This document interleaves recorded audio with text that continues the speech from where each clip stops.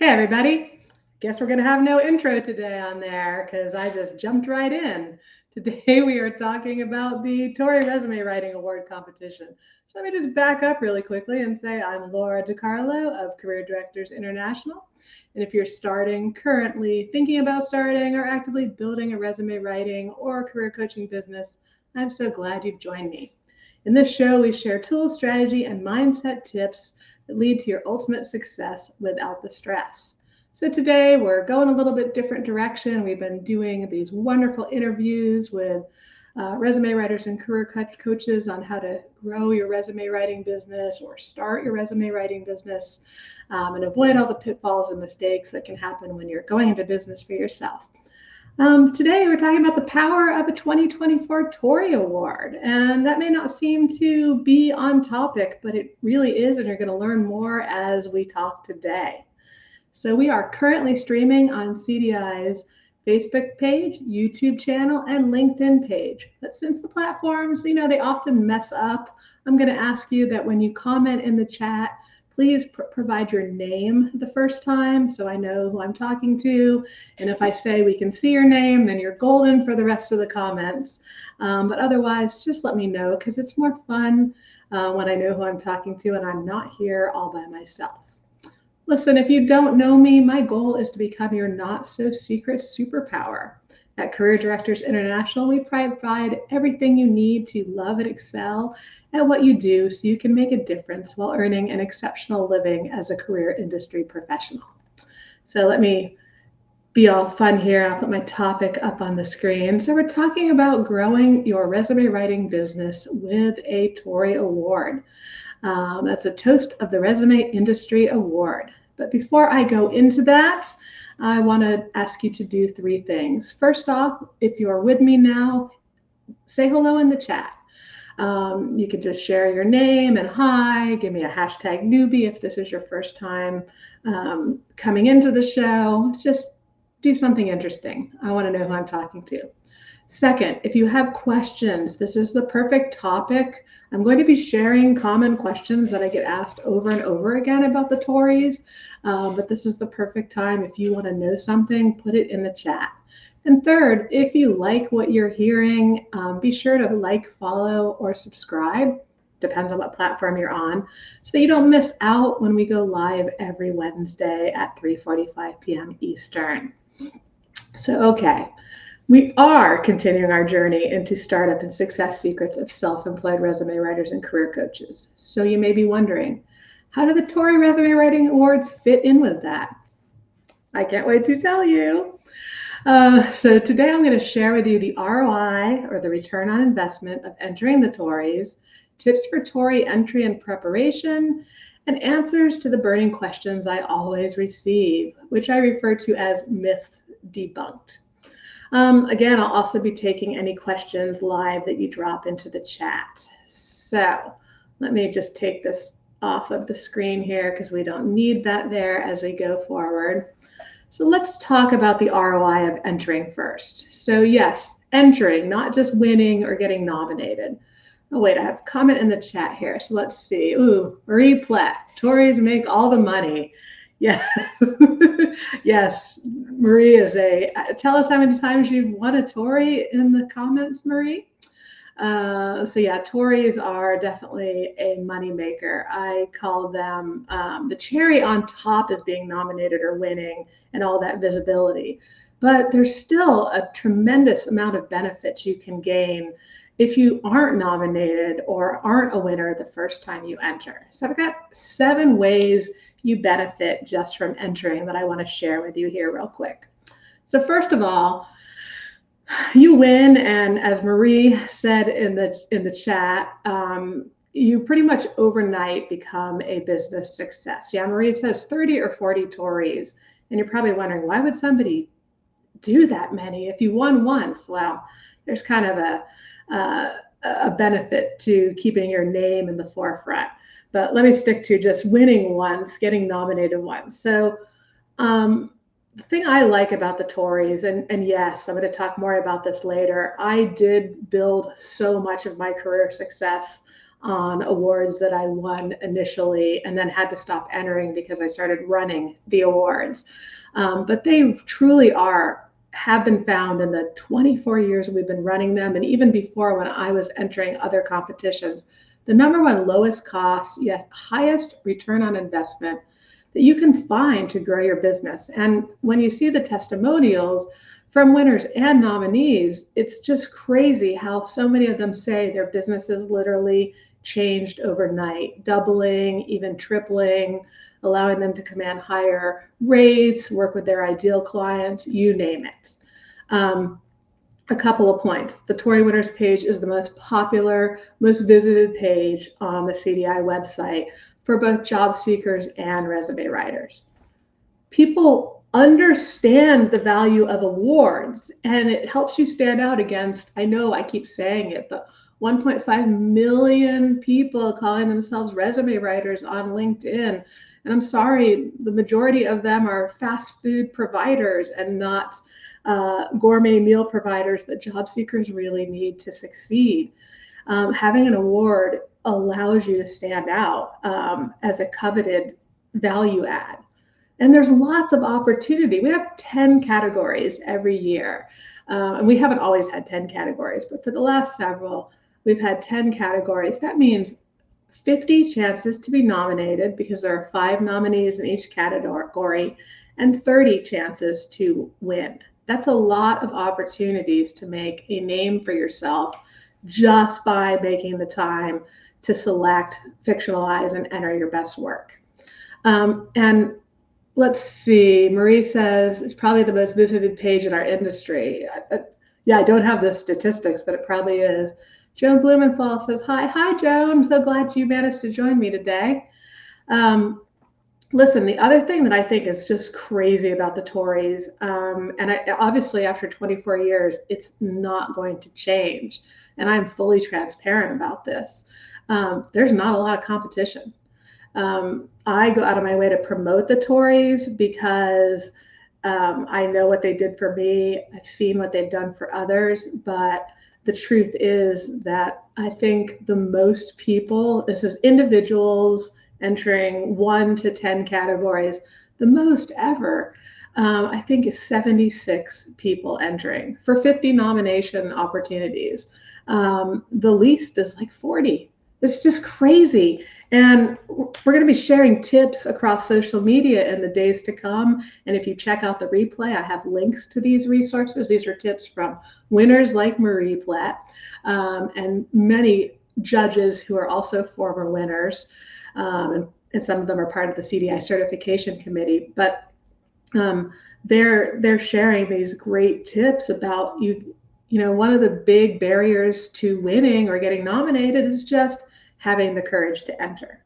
And it's a completely anonymous process. The only people who see your names are CDI's admin staff who, they care about you, but they, aren't going, oh, I know Marie, and they don't know who any of you are in terms of the award. They're just passing it on to the TORI director, and she's making sure everything is fictionalized for the judges. So, you have skin in the game because you want to put in your best work to get nominated or win.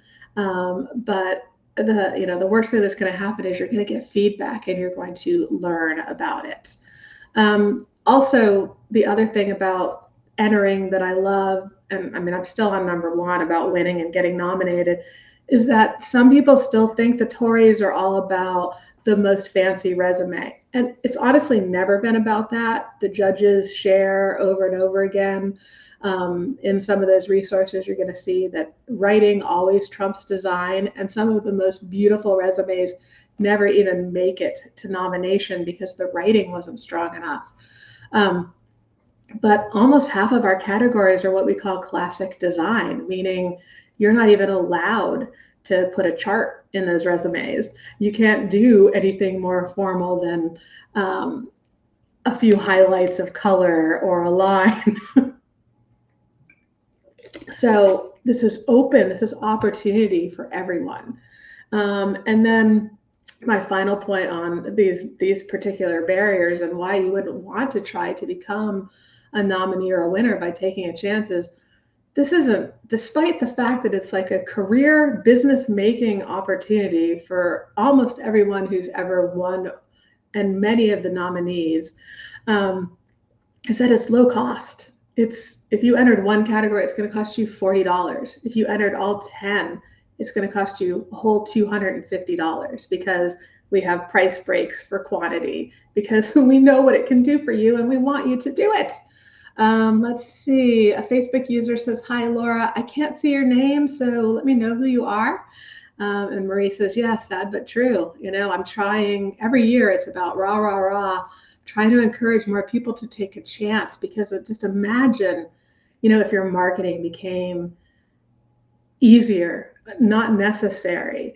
The TORI, just like we tell job seekers that a TORI, a resume isn't a magic bullet, but we know when we write those really kick-ass resumes that it can get them in the door and get somebody excited and cut through so many boundaries and barriers. The TORIs are the same way. There's never a guarantee in life, but for most people, it's like, wow, you're suddenly in a class all by yourself, and now you're setting the rules versus chasing the prospects. All right, let's see. Monica O'Neill is with us, and Amanda is with us. All right, welcome everybody. Thanks for joining me. So I've been talking about all the reasons why, you can win just by entering, and that was about, all the ways it's easy and beneficial to do it. Let me move on to number 2. Yeah, I know I'm wordy. I'm going to try. That was a big one for me. But so let's just say you don't win, but you get nominated. So that's my number 2 way that you can win, if you just take the action to enter.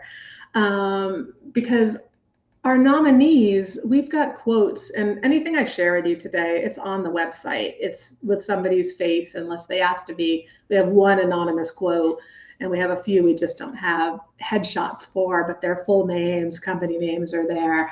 But I love this because, like Melissa Kelly, last year, she did a little video testimonial for us, and she talked about how, let's see, I think I actually have it written down here. Just being nominated last year doubled my business on average. She said she had to revamp her production and project management processes and bring on a subcontractor. That was just getting nominated in, I think, one category.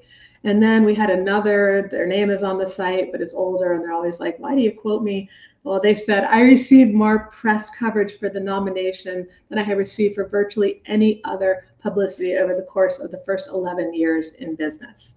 To me, that's crazy, just to get nominated. Nobody even sees your resume, but suddenly you're like, "I'm a nominee," and everybody wants to talk to you. Now, obviously, the more you can do to promote it, the better. But I know that these 2 people I'm thinking about, just literally, it was like, bam, everything exploded. So, I mean, what have you got to lose by trying out? So, hey, if you've been nominated for a TORI, or you've won a TORI in the past, please drop it in the chat. Let us know so we can celebrate you today. Okay. See, I told you they were going to go faster. Number 3, you're going to win just by studying the winners. And often we say we're going to study the winners, but when we put a little bit of skin in the game by registering and making the commitment, whether that's 1 or 10 categories, we're really upping our chances that we're going to spend some time studying the winners. And this is a tip that you'll see judges and past winners suggesting you do, because we don't change in a vacuum. And that's a lot what working alone can feel like. And a couple weeks ago, I had a guest on my show on the Success Startup and Success Growth Secrets show that we'll be going back to next week for the guest interviews.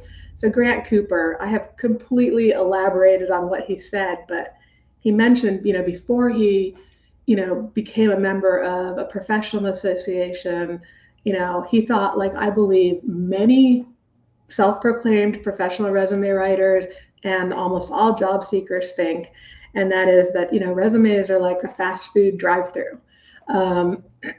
And once you get involved and see what goes into these winning resumes that help job seekers stand out from the crowd, you realize it's more like a 4 or 5 course gourmet meal.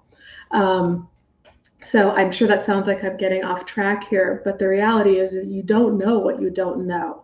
And if you're not looking at things like the former winning resumes, and also I think we have 9 or 10 video tutorials from former TORI winners that members have access to. Marie Platt, who's with us, she has several in there because she is really the queen of graphic resumes and making graphic resumes ATS friendly. We also have a great course from her on that too. If you're not a member and you go to the free stuff tab on CDI, you can find one of her lessons in there as a teaser and also a boost to your skills. All right, Monica says first time nominee last year. Woohoo! Awesome, Monica. That is fantastic. So I know for sure I've got a multi-winner and a nominee on here with us today. Wonderful. But so seriously, study the winners and you'll see what people are doing. Classic design. And when I say classic design and high design, those are the visual parts. But again, the writing is always the most important part. And there's something to be said for using elements of car stories, which are challenges, actions, results, and using stories and emphasizing what makes that client unique among the other qualified candidates. And then putting it all together in a way that somebody can scan it quickly and be drawn to the important pieces. And that's what TORI winners do best. They're blending everything and making this dynamic document that I could be proud to say years ago in my journey, winning a resume, first place most visually distinctive resume award at my first conference in my second year of business. I leveraged the heck out of that thing. And the thing I heard from job seekers about my resumes was, I think it was the best thing. A CEO came to me and he said, I've been reading resumes my entire career. He goes, I love my resume. And he's like, so when the board was like, we actually stopped and read your whole resume. He's like, it's amazing. You want to read it from start to finish because it pulls you in. And that's what TORI winners do, is they weave a story while they're presenting facts and data and statistics, aka metrics. Marie says, congrats, Monica. Awesome. Cheer each other on. That's what we got to do. So study them. That is a great way to learn. And if you're registered, you're going to have more chance that you're going to make that effort to do that versus saying, I'll do it later. And you're going to hear me saying that whole I'll do it later over and over again, because it seems to be a huge barrier. The longer you put this off, the less planning you do, the more chance it's going to slip through your fingers another year. And a lot of businesses can't afford to wait a whole year for another chance at something that could be such a huge boost, that could be the difference between staying in business and not. So let me know in the chat if you've reviewed former winners and it's been like a boost to the ideas that you have. I mean, I've reviewed them so much over the years that one time when someone sent me a resume that was in, I won't use any names, of course, but someone sent me a resume, like, what did I think? Should they enter this in the TORIs? And I immediately was like, I know this design. This was a 2005 winner that I had loved, that I still think today trumps what most people write and design for jobs in 2024. And I recognized it immediately. And I was like, yeah, you want to study them, but it's like that line in Must Love Dogs. You can love your dog, but you just can't love your dog. So you can look at the TORIs and learn from the TORIs, but you shouldn't copy the TORIs. Okay, so my number 4 on this thread of ways you win is taking a chance challenges you to keep yourself in the game. So, I've talked about, how we don't learn in a vacuum. And I've talked about, studying the winners to improve our chances. But, anytime I go learn something new or look at something different outside of my, my standard realm of daily being and doing, it lights up a part of my brain. Is it the creative part? Is it the analytical? I probably not determined that. It probably is determined by whatever it is I'm looking at, but I get excited and it gets me just thinking about different ways I could spin things. Like, I don't know about you, but I can go down LinkedIn and look at things my colleagues and people in this industry have written, and I was like, neat take on that. Oh, I have a different spin on that. And it's like, it catalyzes, it catapults me into coming up with new ideas. And that's one of the benefits of having resources like CDI. The TORI winners are out there for everybody to see. But when you take the time to look at this sort of thing, it has that opportunity to get you excited and get you moving forward and get you thinking about different ways you might act. And if it doesn't, then members, please check out those tutorials in the member section, because we have so many great ones. And I'll put a link to all those resources in the replay notes. So if you're a member or you're on our email list, you're going to get that email in the morning. And if you can't even wait for morning members and anybody else, it's basically the most recent item in the blog, which you'll find under free stuff, or members will find on what's new on their dashboard. So lots of good stuff to get you excited and get you thinking about what's your next thing. And I worked one-on-one with a member several years ago, and she was a mature resume writer who'd probably been in the industry for 20 plus years. And I don't have her quote in front of me. I wish I did. It's probably somewhere in my notes here, but I'm talking about it probably earlier than I planned to. But I remember her specifically saying that, you can teach an old dog new tricks, because she learned new ways to address resume writing and had it, change her perspective. And I can't remember whether she got nominated or she won. I think she might have won, but I might be talking out of character here. I was trying to find. My notes are such a mess. I'll come across it here at some point, I'm sure. But Deborah L. Schuster, who has won multiple TORIs and is actually my guest next week, she talks about how after being in the industry for 25 years, she joined CDI and had no idea that it would be the thing that would restore her joy in what she was doing. Said it turned out that she had that she just loves, and I'm paraphrasing now since I don't have it in front of me, that she loves graphic resume design. And again, all the categories aren't graphic design, but for her, it was that catalyst of seeing the TORIs and seeing those tutorials, and it became a whole new way of doing things for her that restored her joy in what she was doing. And she says something to the effect about, lighting up the creative part of her brain. So it really can allow you to make a difference. I mean, even if you choose not to enter, just by studying them, just by learning these techniques in the tutorials, just by trying to recreate what you see, it's going to potentially get you excited, going to potentially also boost your confidence and give you new skills to help your job seekers stand out.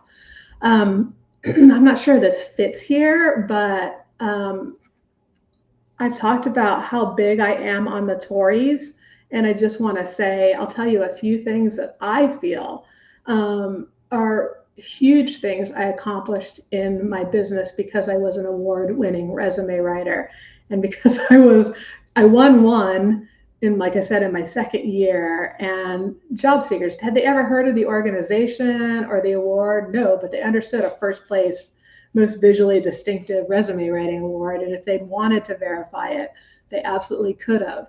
But I leveraged the heck out of that. And I made a list that I wanted to just share with you really quickly of all the things I felt became possible for me in my career, in part because I was leveraging the heck out of being an award winner.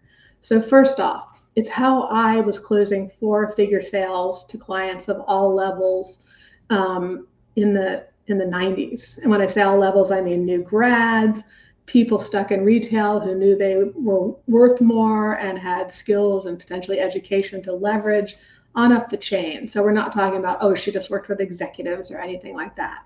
And when I say closing them, I'm talking about like 94% or more of my consults were closing at least $1,200, because working with an award winner, and of course I collected, and if you've seen my other lessons, I talk about testimonials and having them be metrics driven, just the same way you sell metrics driven clients for the jobs they're going after. That made a huge piece of it, but it kind of all is like a snake eating its tail, in that you've got to get the jobs to, with the resume projects, to get the results, to have those testimonials. So blah, blah, blah. It's how I created resumes that led to a 55% plus referral rate, and hundreds of these mind-blowing metrics-focused testimonials that, again, led to more referrals and more happy clients and more testimonials. It's how I landed the role of Director of Career Planning and Professional Development with a private business school that would become a university while I was with them. And I say that because my only experience was writing a resume, and their only experience with me was me in the interview and the awesome resume I submitted. And when we shook hands for that job, they were actually like, so have you ever done anything like this before? And I was like, just the resume part. I mean, I already had the job, and I was a little bit naive because I had no experience with anything but writing great resumes. And they were like, well, you write a damn good resume, you'll learn the rest. And you can bet yourself that I did everything possible to learn the rest, which led to having the highest placement rate of 11 campuses in 2 countries for the 7 years I was in that role, all based on being able to write these amazing resumes that got me in the door to get me this high caliber, title. Not pay at the time, but title. And experience that so helped me expand my private practice and everything I know today about interviewing and job search. I also feel like being an award winner was a key element to how, when one of the regional directors of human resources with the U.S. Treasury's Office of Thrift Supervision found out he was going to be part of the closure layoffs, didn't want to work with an outplacement firm that they typically engaged, and said, quote, I want an expert, and reached out to me, the only resume writer / career coach that didn't have an official outplacement business. I landed that contract. I did workshops in New Jersey and across California, and that led to a 5-figure payday. Awards help you stand out. And when you look at the TORI testimonials on the website, you'll see other other people besides me who have said, hey, a big part of my landing this huge contract with this university was emphasizing the TORI win. It makes a difference. It's how I stood out when I landed my, I don't even know anymore. For somebody who's so good at putting metrics into things, some things I can't remember at all. So like, was I the resume expert for 45 professional associations or 55? I'd have to go back and count. But I can remember it being a pivotal reason why they put me through the interviewing process. And this came from introducing myself to a career center director of the American Society of Association Executives at their conference. And they were like, ooh, an expert who's better than the expert we're unhappy with now. Look at those awards and certifications. That led to me needing 9 ghostwriters for all the years I had that contract. So yes, I was a winner. I was a nominee. Yes, I swept it and went on to run the TORIs for several years, and now I'm president of the organization. You could say all those things happened as a result as well. You never know what doors are going to open for you when you put yourself out there, when you take a chance. And let's see, A Facebook user says, Monica, I have reviewed past winners and they provide great inspiration and learning opportunities. Oh, Monica said that. Sorry. So I thought there were some people replying, but yes, Monica said that. Yes, it's so great. And Marie says, I read and reread TORI winners the way most people read novels. Yeah, study those suckers, right? So if you have taken advantage of any of the resume writing tutorials, or learning in CDI, or you want to share part of what TORIs have done for you, let us know in the chat. And I'm going to go on to my last 3 points before I start talking about other things besides just how you win just by getting in the TORI game. So my number 5 is being motivated to go to the next level charges you up. So, I've talked about like you get your brain and your creative juices going, but I guess this could have been part of that as well. But I don't, it's so weird. I'm 55 years old, and I'm going to say honestly that I've always been this way. So it's not like, oh, Laura, you think you're getting older and you're getting slower. No, my first thought of having to take one more new thing on every time is like, are you kidding me? Something new, something else, something more. And then as soon as I get into it, I'm like, why did I even think about resisting this? I love it. I love to learn. And I think that we have to learn in the way that's most enjoyable for us. So, like if you don't do really well just listening to somebody talk at you like I'm doing now, you may hate my show. Maybe you need a different modality, which is why we have different tutorials and different styles of resources in CDI. But every time I start to get into something new, it really ups my confidence. It makes me feel like I know what I'm doing.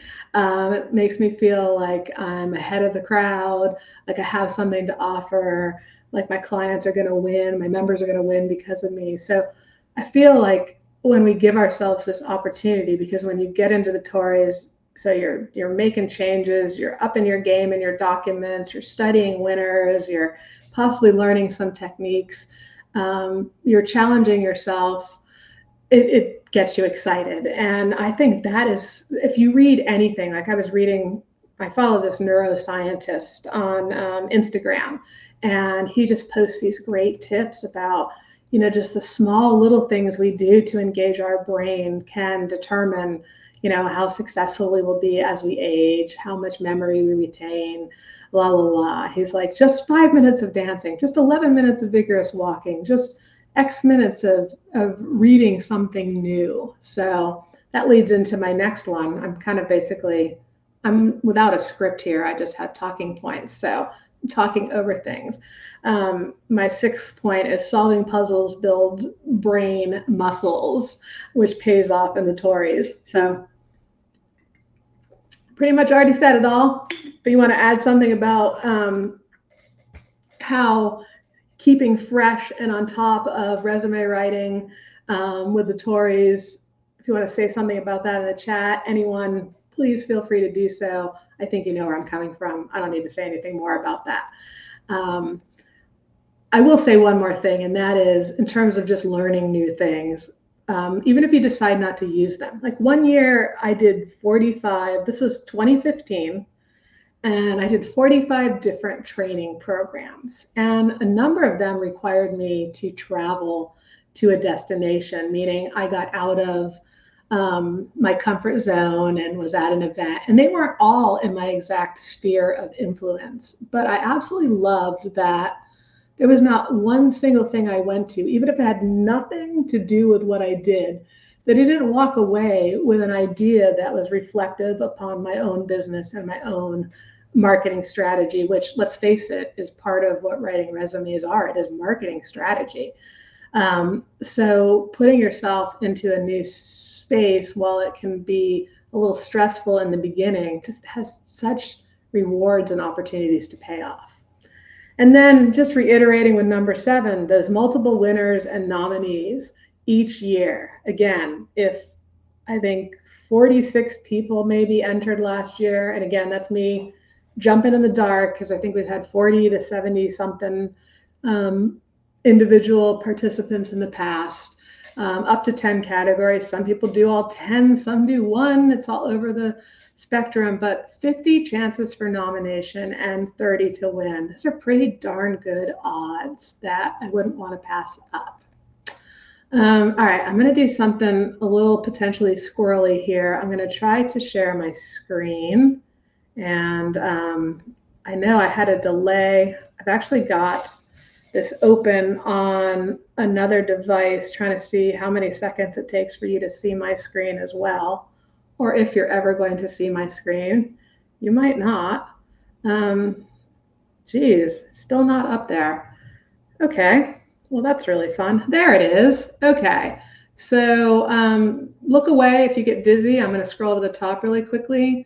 I am on the TORI awards page, the information page, and this show I'm doing right now is going to be right here. Right now, this leads to last year's.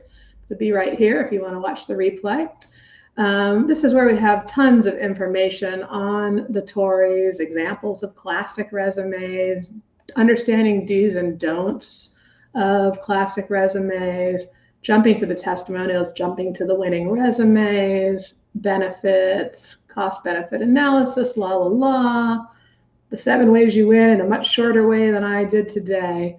And here's where you're going to find testimonials. Gosh, now that I'm looking at it, it's like not something I really want to read.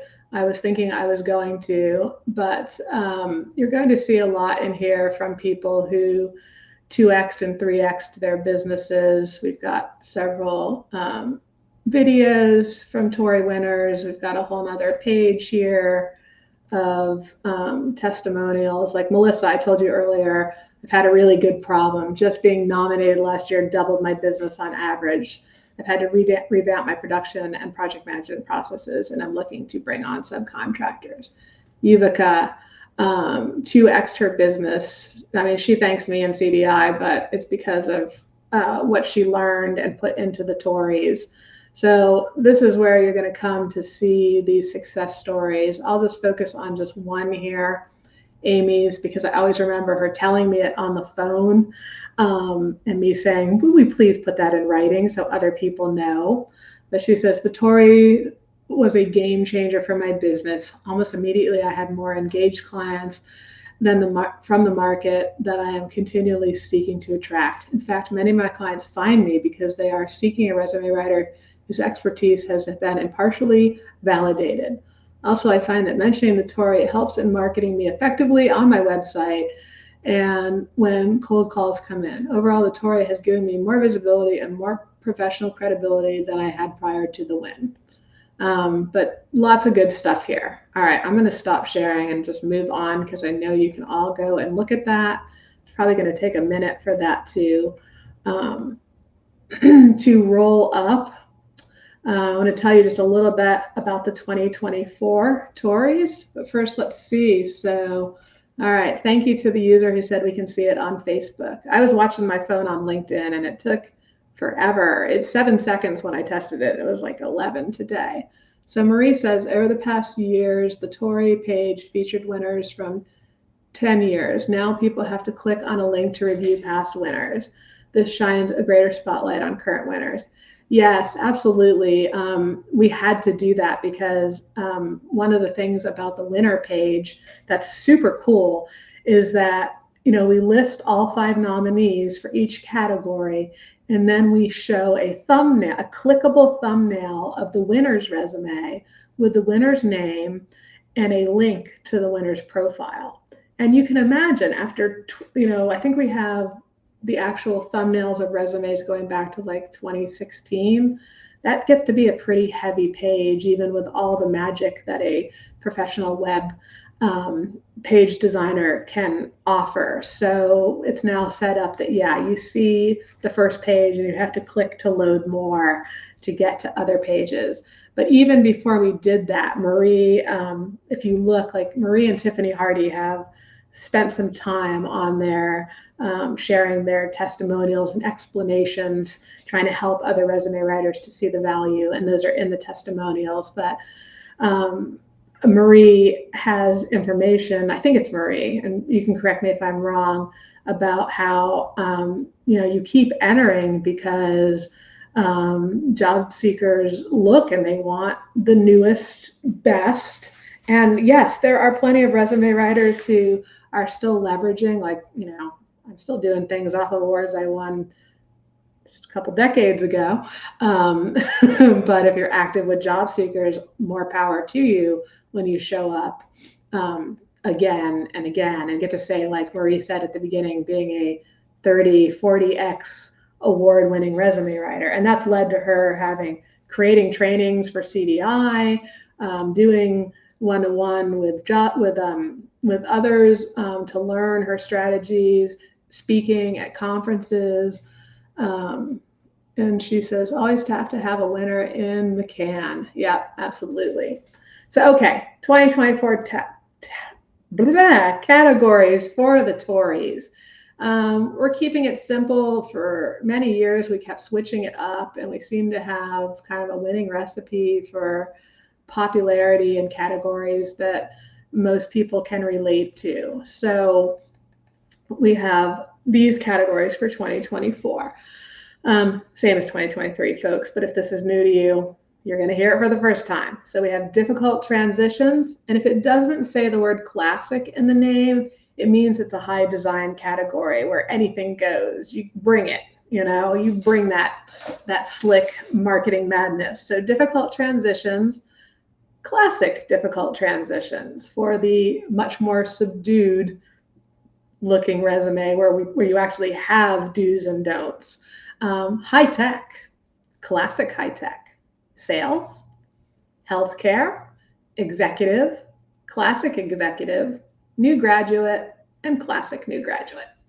So those are our categories. And as I'm speaking today, the 2024 page is up with this information and the deadlines. I think the registration deadline is Thursday. I'm not looking at a calendar. I think it's Thursday, July 18th. And then I think you have until Wednesday, August 7th. And my days might be mixed up, not looking at a calendar, but it's somewhere right in there that as long as you get one category registered by July 18th, you have until August 7th to submit and buy more categories if you find I have time, I have more resumes, I want to make this happen.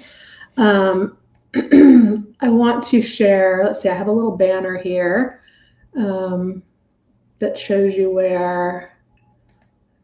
what the URL is for this page. Again, it will be in the replay. If you go to the CDI website, you click on programs and courses, there's a category for awards. We have 5 categories across the top, and you just click on awards, it'll be the first one there. That's probably the easiest way to get there, but this is what the actual URL looks like. careerdirectors.com/TORI, TORI, resume writing competition / And why am I saying that out loud? Because so many people tell me that they just listen to me as they go about doing things, but that'll be there in the replay. All right, let's see. Anything else I need to tell you on that area? Oh, the cost. I mentioned earlier that the most it can cost you is $40 for a category. That's the price if you only purchase initially 1 to 3 categories. If you do 4 to 7, it's $30 each. If you do 8 to 10, it's $25 each. If you only buy one now and you buy one later, there's a special button to only pay $35. So yeah, there's ways to work the system and get different rates, but ideally the most it's going to cost you for an entry is 40 and the least is 25. So again, really low entry fee. All right, let's talk about tips for TORI preparation and planning. I've got a few of these here for you. Let me check my time. I'm still doing good. I haven't talked myself out of time yet. So if you're not a member or you just want an easy access without logging in, you can go over to careerdirectors.com and click on free stuff in the navigation. And on that page, you're going to see there is a category Q&A tips on TORI awards from winners and judges. We did interview. Marie is one of those winners who's in there, but winners, judges, our judges are either multi-certified, like master executive, certified resume writers, but the majority of them are also TORI winners. Some of them are on the CDI certification committee. So we interviewed, I think, we interviewed them all. We heard from 9 judges, 9 former judges and 12 former winners, and we collected all these amazing tips. Again, that's where you can find those members. You can go there, or you can just go to your member dashboard, member resources page, and we actually have the resume writing resources up in the highlights of most popular topics. You just click on that, and there's a special section on TORIs. So great way to access those, and great even if you're not going to enter the TORIs. There's this, one on ATS and design in the tips. There's and I was just going through these because I'm sharing tips again on social media in the days to come from our winners and judges. And there's ones on little extras that make a resume stand out and what judges look for, which I'm sorry is a lot what employers look for. So you can learn so much from just getting the guidance from these individuals who write very successful resumes for a living, whether it's to win an award or help a job seeker nail it. One of them said to me recently, she said, if you're not using my resume, one of your competitors probably is. And this is very true. Let's see. Marie says TORI wins are built-in credibility. And she says always, I'm sorry, I'm rereading. I must have missed that one earlier and just saw that in the cam. Okay, so how you can get the best chance of leveraging a win or a nomination. Enter multiple categories. It's really a no-brainer. It should be a no-brainer, but it definitely isn't. I shouldn't say it's a no-brainer. A lot of times people will be like, well, I'm just going to try one category. And it might be the category they want to stand out in the most, but guess what? It's like the most popular category. And so they have the most competition.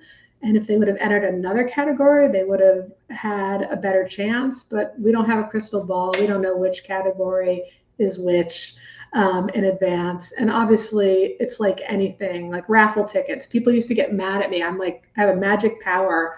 Not lottery tickets, but raffle tickets. I get them. I always win. And people get mad at me. I win so much. But if I'm at an event and I want to win and, it's 3 tickets for $1, I hand over $40 and walk away with $200 worth of stuff because I'm like, more chances to win. So, I mean, when I was entering the TORIs, like the first year when I joined this organization, specifically because I wanted to enter the awards, it was like they told me how many categories there were, and I did whatever it took to have an entry for every single category. And back in those days, you could send in your entries. I mean, I was like at FedEx, like the 11th hour with my package of like, take it, because I was like, I had very visual resumes because we had like a most creative category. And then I had all these snapshots and whatnot. But anyway, and I had to have multiple copies for multiple judges. But I mean, I've always been that way. Even with my very first conference I went to, and I was standing in line to give my name, and they're like, your name, please. And I said, this wasn't my first conference. This was my second conference with another organization. I was like, Laura DiCarlo. And the person behind me in line was like, you're Laura DiCarlo? And I was like, yeah. Like, why? I mean, why is this fangirl thing happening here?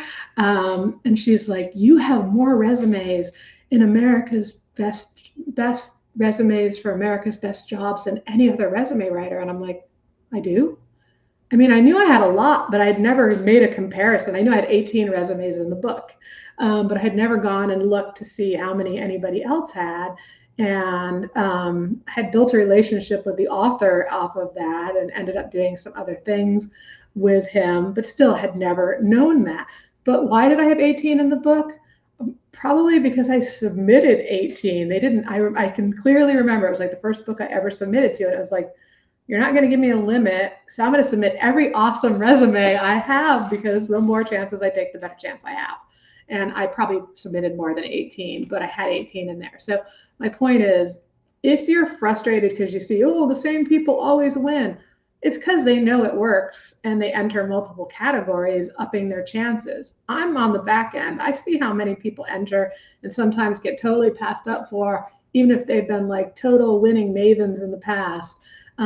Things come around, they ebb and flow. New champions arise all the time. Just ask Marie when one day she just came out of nowhere. And we have so many of those, but it doesn't happen unless you try. So the multiple categories is not because this is a profitable thing. I mean, if I ever did the math on how many hours go into the TORIs with volunteers and staff time, I would probably be like, why are we doing this? But we do it because, I mean, it's why CDI exists, to help you guys win. Marie says it's the difference between an extra $25,000 a year or an extra $50,000 a year. Yeah, that's pretty good statistics on how many you might want to submit. And she says, yeah, every year there's a dark horse. Absolutely. And it's awesome to watch it happen, and watch other people come back up. It's like that horse race. Anyway, all right. Number 2, focus on submitting resumes with metric-driven candidates. When you look at the TORIs, that should be the thing that stands out to you, is that these are people with results. But here's a tip, and people, if you want to find something to spin, to go, oh, there's to find a negative, hey, somebody's out there is going to do it. But the reality is, we don't always have the ideal client with the ideal stories, with the ideal confidence to let us do everything we would like to do on their resume. And TORIs are fictionalized. So sometimes you had this great candidate that wouldn't let you go all out, but they're willing to let you do that when you fictionalize the resume. Or you have one that just would have been fabulous if they would have had numbers for that. Well, that's where fictionalization comes in. So there are cases where a great candidate who just didn't have great information can become a great TORI entry. But don't enter somebody who's just been doing a good job over the years, has no numbers, or you don't know how to get numbers in there, or what they do doesn't involve numbers. And numbers aren't the only statistics and ways people win. It's about improving quality. It's about anything that, well, a lot of it comes down to metrics. I always call it the, okay, you've got the skills. Now, how are you possibly better or faster, or done with more quality, or done with more time savings, less risk? All these things tend to be quantifiable. And when you can quantify them, it is absolutely value added. And I wouldn't enter a resume that you can't find a way to do that in. If anybody wants to elaborate on that, please feel free to do so in the chat. Marie says, be sure to get client permission. And that's one of my tips here. My number 4 is the best thing you can do is, if you have a client agreement, add a line in about permission to fictionalize and use their resumes for competitions, book submissions, and related opportunities. That way you're not having to go back after the fact and go, can I fictionalize your resume and use it in this thing? And then you're waiting to hear from them. Maybe they say no. Get that agreement up front. And I'll go into another tip, which is, through the year, keep a folder of favorite resumes, ones that, oh, this would make an awesome TORI. This is one I totally want to, jazz up, or just as it is, fictionalize, it's going to be fabulous. That totally saves you a lot of time and energy if you're dropping them or keeping a list or tagging them in some way. We talked about studying the prior winners and how important that is. We talked about studying the TORI and resume writing lessons and how many of those there are and how they're all done by former winners and judges. So super great information for just taking your resumes to the next level. Marie says, if you do it up front, and this is the getting permission, They'll normally say yes because they think you'll do an even better job on their resume. Oh, what an awesome point to make. So yeah, oh, you're thinking now they feel really important because you want to do this, but now they also think, yeah, she's going to do it, she or he or they. I love it. That's a great tip. Thank you. Another tip is you can't hire a designer. You can't hire a writer. The only outside of advice you can receive with a TORI entry is proofreading. So you can get someone you trust, or you can pay a proofreader to double check your resumes. Because literally, I mean, like the first time I think I spoke at an industry conference, and I've done this presentation 2 or 3 times over the years, I amassed all the little mistakes people who are doing fabulous resumes had in their resumes that could have won, like typos, just like that they totally missed in the summary, or even the job title at the top, or a change in whether they're using this type of dash here and they're saying the word to there.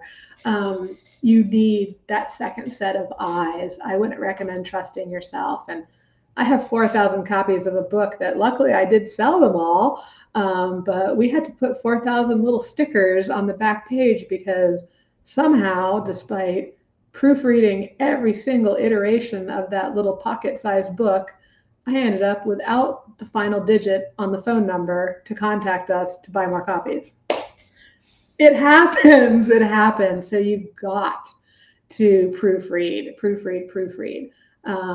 It's amazing.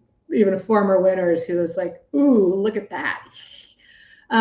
Make your resumes clean, crisp, and clear.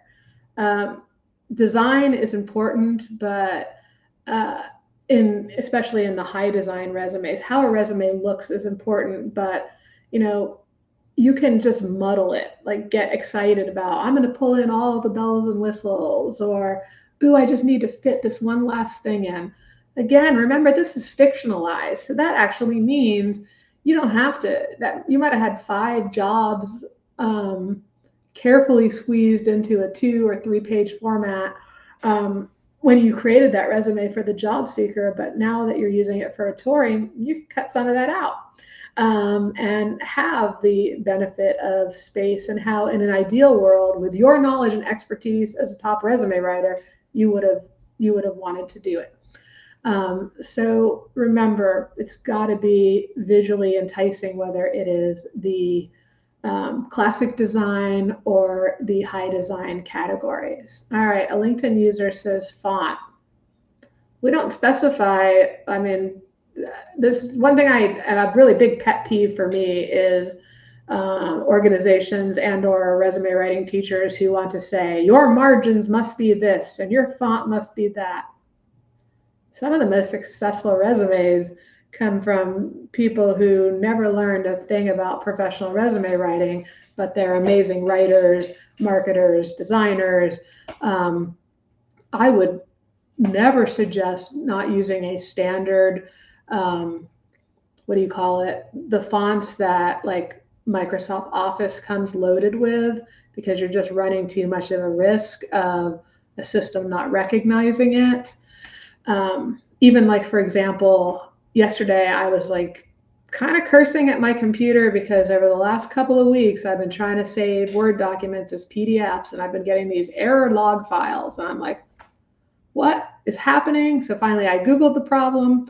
I must have to Google it every time it happens because I fixed it in the past, and I found this little video, and it was like, oh yeah, now that Aptos is Microsoft Word's 2024 font, and they went ahead and changed everything to Aptos, you need to unclick this one little setting in your PDF settings so that it doesn't look for this particular, what they think is the standard font, because it's no longer the standard font. Now this is the standard font. Oh gosh, so I have PDFs as of last night, but it made me think about weird things like that. And also, I had somebody email me a Word form a couple of weeks ago, and it was the first Word document I have got on my phone. I was on my phone. It was over the weekend, and I was like, oh, I'll take a look. It was one of my private clients. It was their coaching form. My document should have opened. It would not open on my phone. So I did a little bit of Googling, and I found out there are some resume writers who are still using versions of Word that aren't compatible with iPhones. And I was like, oh my goodness. So that's not going to really trip you up with the TORIs. But so there are situations here where, yes, you should move with the times, but there's also many of opportunities to be creative. So I would say with fonts, keep it clean, make it fit the branding of the client, their industry, their personality. Don't ever use creative just for creative's sake when it comes to a resume. Like one of my first articles when I used to write a column for the Florida Today newspaper was something like, what a creative resume isn't. And because I would see job seekers would come to me and they would have like the engineer who thought he was so smart because his resume was on neon yellow paper. And I'm like, a resume should not burn your corneas. Yeah. And that's old school, obviously, talking about the paper it was on. But we see the same thing when somebody tries to throw in too many colors or colors that don't go together or colors that have no place with that industry. Or too powerful for that particular, person's personality. Okay. If you have any more questions, please drop them in the chat. If you have any thoughts on what I'm saying, please share them. My final point here is to always understand that, and I've said a little bit about this already, don't have a whole lot more to say, but layout is important to accessibility, to gaining interest, but writing always trumps design. I said earlier that, you can be as creative as you want to be, but that's not the best looking resumes don't even always make it to the nominations. I know because I don't have a lot of free time, but sometimes as they come in, I'll be like, ooh, I want to see what this person did. And I'll be like, ooh, it looks really pretty. Ooh, I like that eye-catching look. I don't spend any time reading it because I'm going to do that when I see who won. And when I don't see that one come up, I'll go back and I'll look and I'll be like, oh, okay. Yeah, there's more powerful ones. And if you're wondering, like, why didn't I win? Most cases, all you have to do is go look at the winners unless you missed a glaring error that, knocked yours out. But so remember, you've got to have powerful writing, branding, storytelling, unique selling propositions, metrics-driven content, challenges, actions, results. It all plays such an important part in how the candidate is perceived. And then your design, no matter how classic or how fancy, should be appropriate for that subject, that industry, that level. Anybody has any other thoughts on that? Bring them on. If not, I'm going to move into the pre-selected Q&A questions I have that I get asked over and over again about the TORIs. So if you have anything, again, drop it in the chat now. So here we go. Number one, and there are only 6 of these, so don't get worried. I don't do fancy resumes or use design software, so why should I enter? I think I just answered it mostly, but again, do not get caught up. And I'm sorry, and if you decide not to like me because of this, I'm sorry too, because you're only going to hurt yourself. If you can't make a resume look and sound as good as a classic TORI winner, you are doing your clients a disservice because they're going to compete against people who are using resumes from people at that level. It is our duty, it is our responsibility, it is our job, our mandate to be able to write resumes that allow our candidates to stand out. Otherwise, we should not be collecting money for them. Yeah, Marie says, preach. I just feel very strongly about this. What you did 20 years ago, it might work, but I would be challenged to go, I want to see your metrics. How quickly are your clients landing? How many interviews are they getting? How many job offers?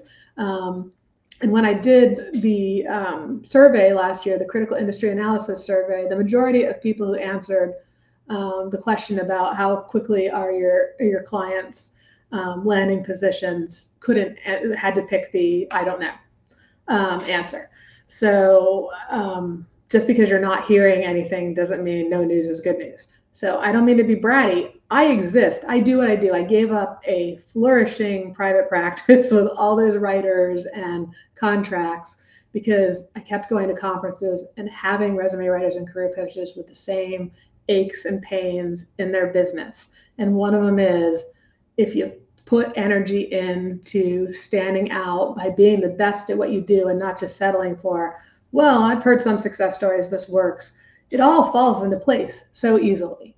You don't have to be a fancy designer, but you have to be able to write an amazing branded resume that is visually stimulating. There's my preaching. Okay.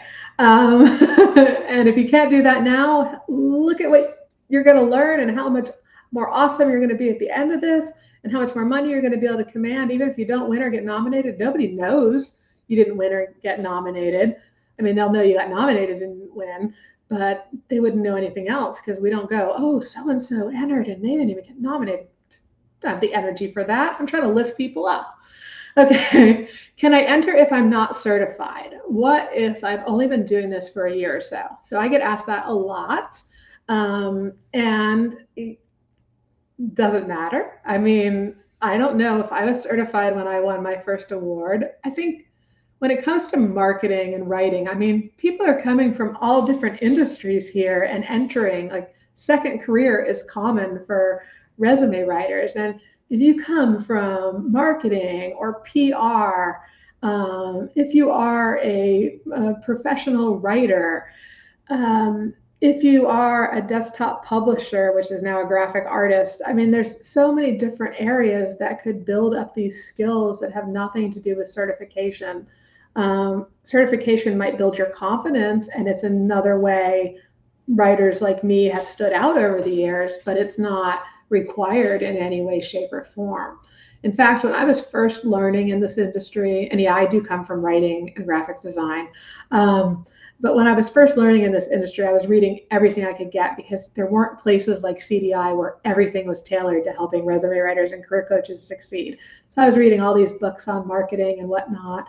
And I think the thing that struck me the most and what I have seen over and over again with like the TORIs is it's often like we take the idea of what was it? I can't remember what book it was, but they were talking about skis. Head is the name brand. I don't even know if they're around anymore, but they had an innovation for skis, and they were coming from another industry, and the skiing industry just laughed at them like, yeah, right. That's never going to fly. You don't know anything about skis. You're over in that field over there playing that other sport. They completely changed the world of the skis people began using and appreciating and wanting. And now those old skis don't even exist anymore. And that's what I've seen so often happen. And it's not so much about you have to have done this first, or you have to have come from that field, or you have to have that skill set. Sometimes it's people with no preconceived notion who come and they look and they go, okay, so I've been writing resumes for a while. I can get in this game. Look at this. And I mean, these are professionals. I'm not saying somebody who just decided to be a resume writer tomorrow can necessarily pull this off, but I'm saying if you've been doing this for a year, or you came from placement or recruiting and you know what works, and you get in the game here with this, yes, we see these dark horses, as Marie called them earlier, pop up, or we're like, who is this person who just came in here and won 5 awards, who we've never heard of before? It happens. So don't censor yourself and what you're capable of, and don't think if you do things differently, and I don't mean old school, but I mean differently, that it might not be the next way that somebody else wants to learn from. Take the chance. All right, next one, number 3. We're halfway there. The same people win every year, so why bother? I hate this question, but I have to address it because I have been literally asked this more than probably any other TORI question in all these years. And I think I started running the TORIs in 2003. So when I say all these years, we're talking what, 21 years of being asked, why should I bother? Well, they don't. Do a lot of new people win? No. And why is that? Because a lot of new people don't enter. A lot of new people don't take the chance. And by new, I don't mean new resume writers. I mean, the thing I see more than anything else is somebody will, they'll get in CDI, they'll buy a category, they'll enter a resume, they won't get nominated, they won't win, they will leave CDI. They not even keep the membership. To me, that would be oh, what am I missing here? I better figure this out but then I'm competitive and I like to win because I've seen what it can do for me. And Marie says, dark horse, Tiffany Hardy, shakes fist at sky. Was what Marie says about Tiffany coming out of nowhere and winning so many awards. Yeah. But the same people win every year because if you have won or been nominated and had it like just totally make your business blow up in the most delightful way, and as Marie said, now we're only showing without extra clicking the most recent year of winners and nominees, then yeah, you're excited to keep that energy going because this is the thing that feeds your business. And as Marie said, the difference between an additional $25,000, $50,000 in revenue a year because of that visibility you created for yourself. So do not believe that the same people win every year, or that only if you were mentored by me, you're going to win. Don't even look at the TORI entries. Like I said, maybe if a name catches me, I want to see what they're doing this year, I might open one. But mostly I'm so darn busy. It goes right to the judges. They tell me who's nominated. They tell me who won. Woohoo, we have our winners. It comes down to best of the best. And it comes down to the more chances you give yourself, the better chance you have. And it comes down to not giving up. We have somebody who's been a multi-time winner, who I can't quote because she's not here. We do have a testimonial from her, but this is back in the day. We still did a live in-person event, and I had known her. She'd been in the industry as long as I had. And anyway, I looked at her resumes, and this is kind of how my TORI Master Mentor program got started. Not because I mentored her, but because I walked out to her and I'm like, look, if you would just make this change to your resumes, because she'd entered like 3 years in a row and wasn't ever getting where she wanted to be. I'm like, if you could just, like, this is the thing. And if she'd really been looking at the winners, she would have got that, I think, on her own. But sometimes we just can't see it. And that's why a third party can be so valuable. But I was like, next year, do this. And she did, man. And she has won so many TORIs since then, once she figured out the aha moment on the thing. And imagine how that's also helped her clients to be successful. So don't brainwash yourself that you shouldn't bother because the same people win every year. We have people like Tiffany Hardy who come in and just sweep it. And then you come in and look 2 years later and you're like, Tiffany, or Marie, or Yuvika this past year won a whole bunch of awards. And so probably this year people will be like, Yuvika. So don't get in that mindset. You have to take the chance and stay in the game to see your name show up on that list. Marie says, I lose almost as often as I win. Yeah, so that sums it up right there. All right, number 4, I don't have the time. This is just the biggest end-all be-all breaker for everyone on everything they ever wanted to achieve, to be honest, because I hear this on so many things. And this is why we do the 30-day breakthrough member included sessions where you can plan and strategize for the next 30 days and use that model for your next 30 days or your next 30 days. I will link to an on-demand version of that. It's also why we have different tips, which I'll also link to, about time management. But the reality is this is going to happen probably one of 4 ways, which I haven't written down, so my numbers might be wrong. but this is how you can pull it off. I got lucky. Every year I wanted to enter something. I wasn't sick or having a family emergency or a client crisis, and I had the wherewithal to be super exhausted for a little while, and I just pulled all-nighters to get it done at the 11th hour. Yeah, I don't recommend anybody does that. I don't operate that way anymore because I don't like that stress. But in my 20s and whatnot, yeah, everything, nothing was going to get missed.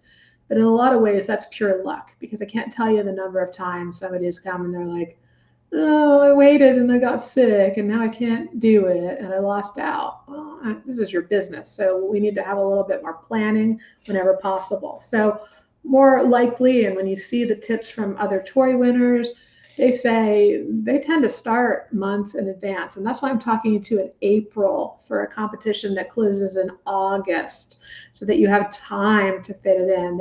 Some of them will spend, and these are for the high design ones that I have these details on, but some of them will spend, overall a week's worth of time fiddling with their entries. Some spend a half hour here, a half hour there. And if you schedule that in, like if you have, like, go to your calendar as soon as you know you want to enter and go, I'm putting aside 2 hours to figure out what categories, or maybe 3 hours, what categories I want to have, I can have resumes for that are suitable for submission. And you can slot out these things you need to do. And anything you think you need to do to get ready, just double the amount of time, because like anything you schedule ever should really come down to double the amount of time you think it's going to take, because psychology today said it's actually our optimism that we think things will take so much less time than they do. But block that time, baby, block it. And so you can work on it as you go and not run out of time. You can, as you'll see an email later as we get closer, I call it a TORI date night, where you just burn that midnight oil and you get stuff done. You might need a couple of those.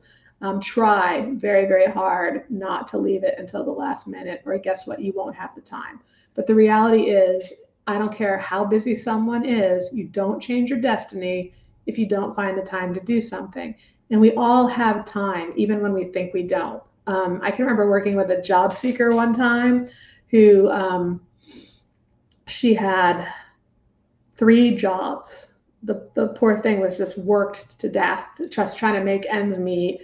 But she had skills and she had talent, but she hadn't had a resume strategy or a good resume, and she was just working. It's all the time was the words we put to it. So how is she supposed to do anything different? So we actually gridded out we looked at a 7-day calendar, and part of my coaching with her was we gridded out her time in 15-minute blocks. And we found where she had breaks to do things. And it was like, you can check your voicemail at lunch so that you can return any calls from employers who wanted interviews.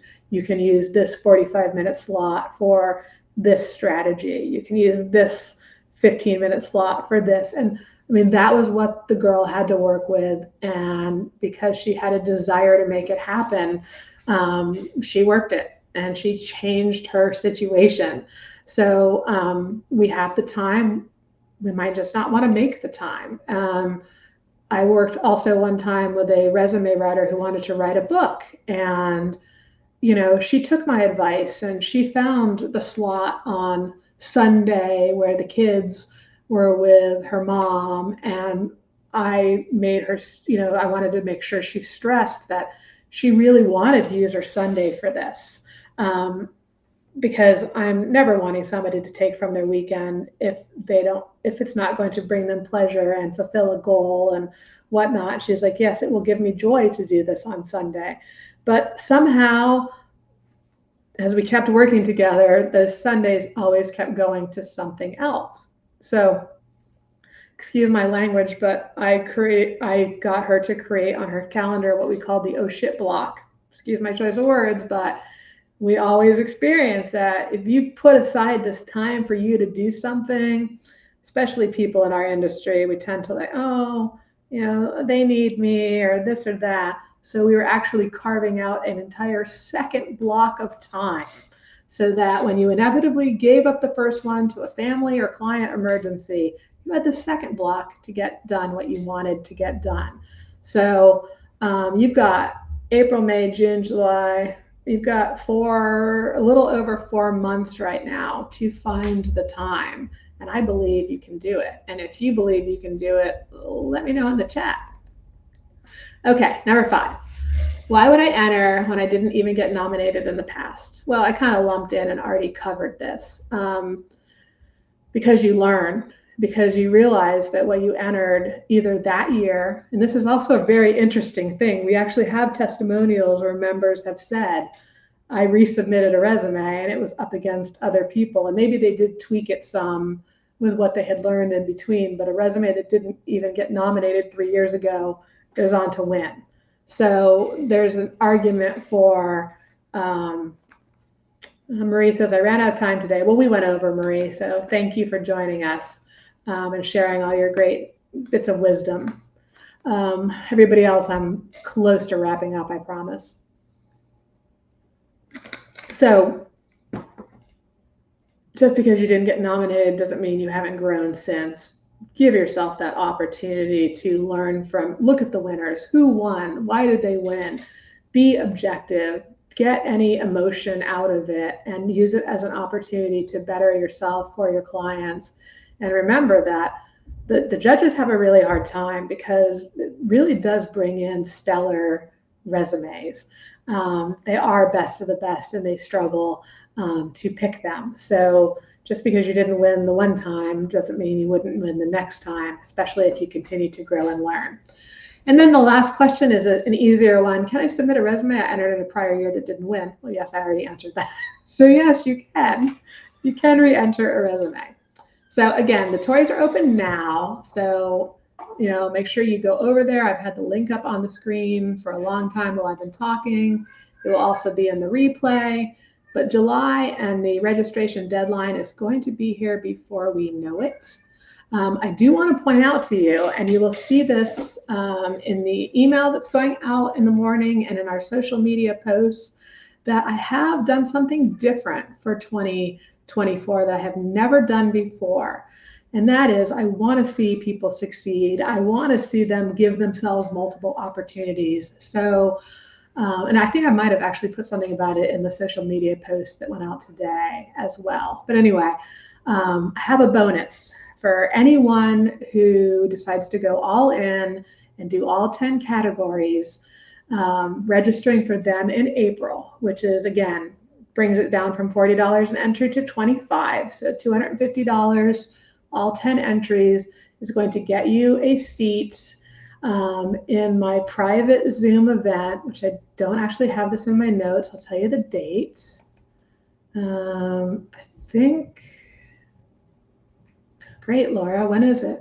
Actually, I have it right here on the webpage, so let me tell you. I don't want to mislead anyone. Okay, Wednesday, June 5th at 1 p.m. Eastern. I am going to do a hot seat coaching session for anybody who buys 10 categories in the month of April. Okay, even if you don't enter 10 categories, it's a $450 value to be in the hot seat with me and have an opportunity to submit a resume or just be along for the ride and learn from your colleagues. This was the early iteration of what I did when I did group TORI Master Mentor, where I gave feedback on a resume you thought you wanted to submit or your best resume that you were just looking for feedback on. Depending on the resumes and what is needed, I might even be going hands-on, but you're going to have at least 60 minutes in this private session with me. It will be recorded.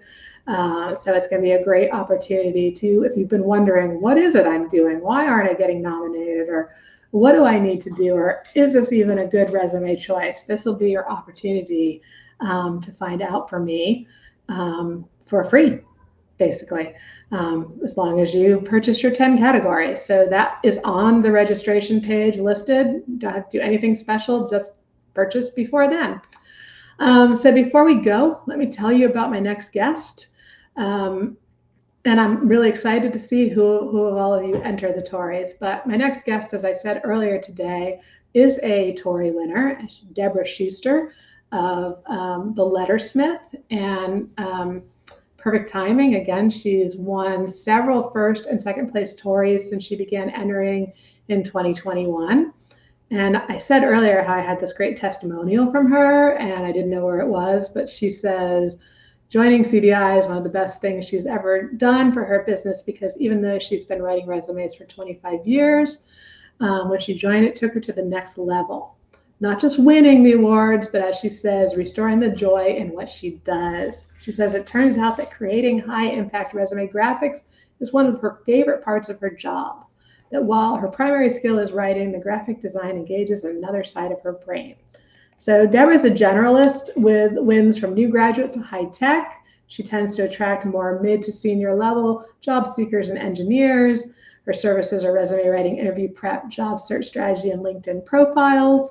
But we're going to be rapping about all sorts of things, the same questions I've asked my other guests to share with you success strategies going forward. Today, I'm going to skip all the pointing you to the free stuff on the CDI website. Again, those TORI lessons, you can find them from this link I shared on the page. You can also find them on the free stuff page, careerdirectors.com. Just click on free stuff.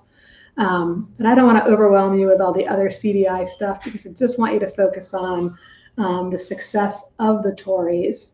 And I thank you for being my guests. I hope you're going to join me again next Wednesday to learn from Deborah. I'm sure she'll share some TORI tips as well. That'll be Wednesday at 3:45 Eastern. So thank you for joining me or watching the replay. And until next time, let's get those TORIs entered and start flying higher.